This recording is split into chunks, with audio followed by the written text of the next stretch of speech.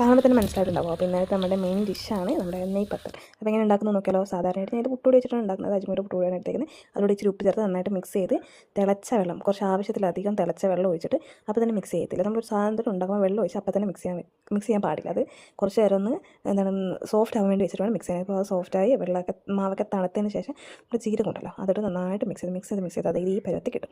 അത് കുറച്ചുകൂടി ഒന്ന് റെസ്റ്റ് ചെയ്തിട്ട് അപ്പോഴേക്കും നമുക്കിതിൻ്റെ കറി ഇട്ടോട് പോകാം. അപ്പോൾ ഉണ്ടാക്കുന്നത് സോയ ചങ്ക്സ് ഇട്ടുള്ള റോസ്റ്റാണ്. സോയ ചങ്ക്സ് വെള്ളത്തിൽ ഇട്ട് വെച്ചിട്ടുണ്ട്. അപ്പോഴേക്കും നമ്മുടെ സോഫ്റ്റായ മാവിലോട്ട് ഒരു സവാള, നോർമൽ സവാള ജസ്റ്റ് ഒന്ന് ക്രഷ് ചെയ്തൊരു ഫ്ലേവറിന് വേണ്ടിയിട്ട് അതിലിട്ട് നന്നായിട്ട് മിക്സ് ആക്കി. അപ്പോഴേക്കും നമ്മുടെ സോയ ചങ്ക്സ് വെള്ളത്തിൽ നിന്ന് നന്നായിട്ട് കുതിർന്ന് നല്ല തണുത്ത് വന്നിട്ടുണ്ട്. അപ്പോൾ നന്നായിട്ട് 2-3 എടുത്ത് കഴുകൂട്ടോ. കഴുകി നല്ലോണം അതിൻ്റെ പാലൊക്കെ പിഴിഞ്ഞ് കളഞ്ഞ് കഴുകി 2-3 പ്രാവശ്യം കഴുകി എന്താ നമ്മുടെ റോസ്റ്റായി വന്ന തക്കാളി സവാള അതിലോട്ട് ഇട്ട് കൊടുത്ത് ഇപ്പോൾ സോയ ചങ്ക്സിന് നന്നായിട്ട് വേവണമല്ലോ. അപ്പോൾ അത് നന്നായിട്ട് അടച്ച് വെച്ചിട്ട് കുറച്ച് സമയം വേവിക്കും. അപ്പോഴേക്കും നമ്മുടെ പത്തലിൻ്റെ പ്രിപ്പറേഷൻസിലോട്ട് പോകും. സാധാരണ ഈ പ്രസ്സൊക്കെ വെച്ചിട്ട് പത്തൽ ഉണ്ടാക്കുന്നത് ഞാൻ കണ്ടിട്ട് പൊതുവേ ഞങ്ങൾ ഇങ്ങനെയാണ് ഉണ്ടാക്കാറ്.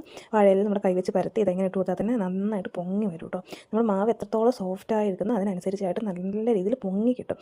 ഇതൊക്കെ എനിക്ക് ഇങ്ങനത്തെ ഐറ്റംസൊക്കെ ഗ്യാസിൽ വെച്ച് ഉണ്ടാക്കാൻ ഭയങ്കര പേടിയാണ്. അടുപ്പിൽ ഉണ്ടാക്കുമ്പോൾ കുറച്ചുകൂടി കോൺഫിഡൻസ് ഉണ്ടാവും. അപ്പോൾ നമ്മുടെ കറിയും റെഡി ആയിട്ടുണ്ട്. അപ്പോൾ ബൈ.